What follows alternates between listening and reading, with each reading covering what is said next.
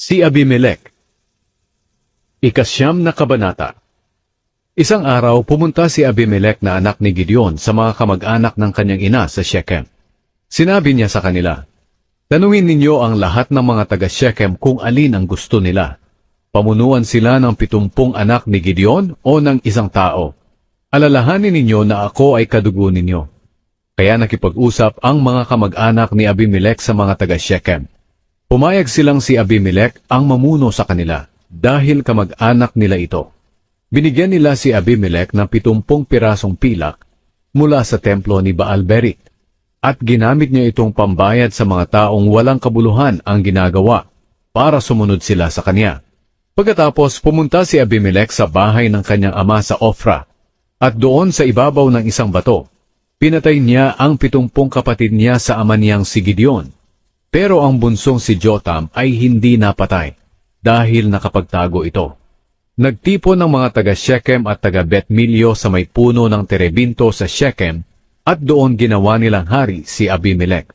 Nang marinig ito ni Jotam, umakyat siya sa ibabaw ng bundok ng Gerizim at sumigaw sa kanila, "Mga taga-Shechem, pakinggan niyo ako kung gusto niyong pakinggan kayo ng Diyos.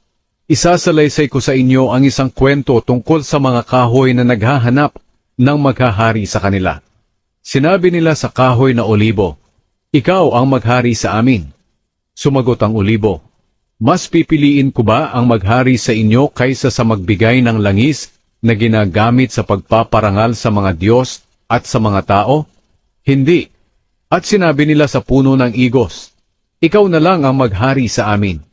Sumagot ang igos, 'Mas pipiliin ko pa ba ang maghari sa inyo kaysa sa magbigay ng masarap na bunga? Hindi.' Pagkatapos sinabi nila sa ubas, 'Ikaw na lang ang maghari sa amin.' Sumagot ang ubas, 'Mas pipiliin ko pa ba ang maghari sa inyo kaysa sa magbigay ng alak na makapagpapasaya sa mga Diyos at sa mga tao? Hindi.' Kaya sinabi na lang ng lahat sa mababang bungkos ng halamang may tinik, 'Ikaw na lang ang maghari sa amin.' Sumagot ang halamang may tinik, 'Kung gusto niyong ako ang maghari sa inyo, lumilim kayo sa akin. Pero kung ayaw niyo, magpapalabas ako ng apoy na makakatupok sa mga kahoy na sedro ng Lebanon.' At sinabi ni Jotam, 'Tunay at tapat ba ang paghirang ninyo kay Abimelek na hari?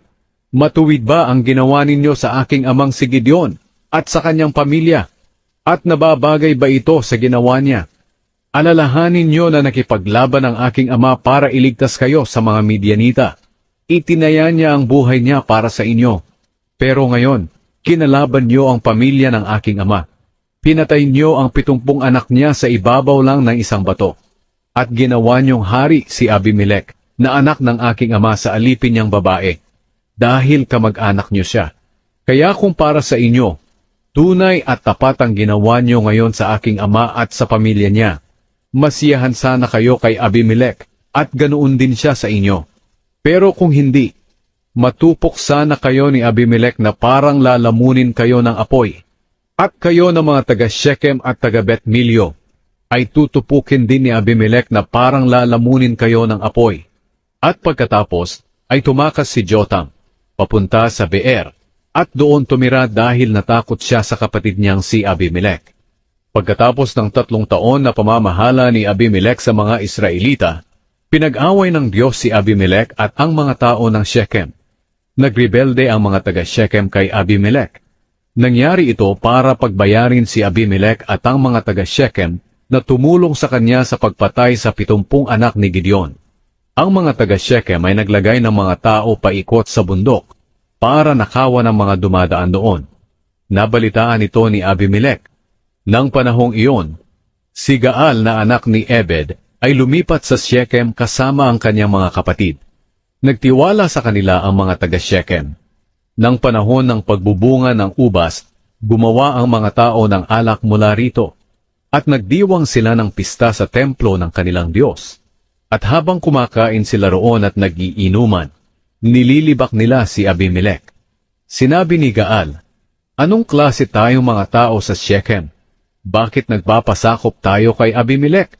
Sino ba talaga siya? Hindi ba anak lang siya ni Gideon?" Kaya bakit magpapasakop tayo sa kanya o kay Zebul na tagapamahala niya? Dapat magpasakop kayo sa angkan ng inyong ninuno na si Hamor. Kung pinamumunuan ko lang kayo, tiyak na mapapaalis ko si Abimelek. Sasabihin ko sa kanya na ihanda niya ang mga sundalo niya at makipaglaban sa atin. Nang marinig ni Zebul na pinuno ng lungsod ang sinabi ni Gaal, lubos siyang nagalit. Kaya palihim siyang nag-utos sa mga mensahero na pumunta kay Abimelek. Ito ang ipinasabi niya. Si Gaal at ang mga kapatid niya ay lumipat dito sa Shechem at hinihikayat ang mga tao na lumaban sa iyo. Kaya ngayong gabi isama mo ang mga tauhan mo at magtago muna kayo sa parang, sa labas ng lungsod. Bukas pagsikat ng araw, bigla kayong lumusob sa lungsod. Kung makikipaglaban sila Gaal, gawin mo ang gusto mong gawin sa kanila. Kinagabihan, umalis si Abimelek at ang mga tauhan niya. Naghati sila sa 4 na grupo at nagtago sa labas lang ng Shechem. Nang makita nilang lumabas si Gaal at nakatayo sa may pintuan ng lungsod, lumabas sila sa pinagtataguan nila para lumusob. Nang makita sila ni Gaal, sinabi niya kay Zebul, "Tingnan mo, may mga taong paparating mula sa tuktok ng bundok." Sumagot si Zebul, "Mga anino lang yan sa bundok. Akala mo lang na tao." Sinabi ni Gaal, "Pero tingnan mo nga, may mga tao ring bumababa sa may gitna ng 2 bundok, at mayroon pang dumaraan malapit sa banal na puno ng terebinto." Sumagot si Zebul sa kanya, "Nasaan na ngayon ang ipinagmamalaki mo? Hindi ba't sinabi mo, bakit sino ba si Abimelek? At magpapasakop tayo sa kanya. Ngayon nandito na ang hinahamak mo, bakit hindi ka makipaglaban sa kanila?" Kaya tinipon ni Gaal ang mga taga Shechem, at nakipaglaban sila kay Abimelek. Tumakas si Gaal at hinabol siya ni Abimelek. Marami ang namatay sa labanan. Ang mga bangkay ay nagkalat hanggang sa may pintuan ng lungsod. Pagkatapos noon, tumira si Abimelek sa Aruma. Hindi pinayagan ni Zebul na bumalik sa Shechem si Gaal at ang mga kapatid nito. Kinaumagahan nabalitaan ni Abimelek na pupunta sa bukirin ang mga taga Shechem. Kaya hinati niya sa 3 grupo ang mga tauhan niya at pumunta sila sa bukirin at naghintay sa paglusob. Nang makita nila ang mga taga Shechem na lumalabas sa lungsod, nagsimula silang lumusob. Ang grupo ni Abimelek ay pumwesto sa may pintuan ng lungsod, habang pinagpapatay ng 2 niyang grupo ang mga taga Shechem sa may kabukiran. Buong araw na nakikipaglaban sina Abimelek. Nasakop nila ang lungsod at pinagpapatay ang mga naninirahan dito. Pagkatapos, hiniba nila ang lungsod at sinabuyan ng asin. Nang mabalitaan ito ng mga nakatira sa tore ng Shechem, nagtago sila sa templo ni Elberit na napapalibutan ng pader. Nang malaman ito ni Abimelek, dinala niya ang mga tauhan niya sa bundok ng Zalmon.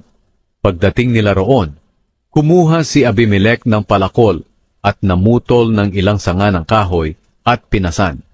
Ganito ang ipinagawa niya sa kanyang mga tauhan. Bawat isa sa kanila ay pumasan ng kahoy at inilagay sa paligid ng pader ng templo ng Elberit at sinindihan ito.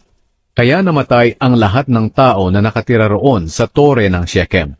Mga 1,000 silang lahat, pati mga babae. Pagkatapos, pumunta sina Abimelek at Tebez at sinakop din nila ito.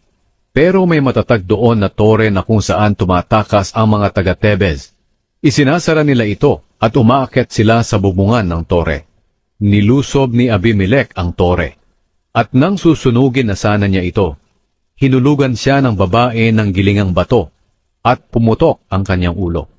Agad niyang tinawag ang tagadala ng armas niya at sinabihan, "Patayin mo ako ng espada mo para hindi nila masabi na isang babae lang ang nakapatay sa akin." Kaya pinatay siya ng kanyang utusan. Nang makita ng mga tauhan ni Abimelek na patay na siya, nagsiuwi sila. Sa ganitong paraan, pinagbayad ng Diyos si Abimelek sa ginawa niyang masama sa kanyang ama dahil sa pagpatay niya sa 70 kapatid niya. Pinagbayad din ng Diyos ang mga taga Shechem sa lahat ng kanilang kasamaan. Kaya natupad ang sumpa ni Jotam na anak ni Gideon.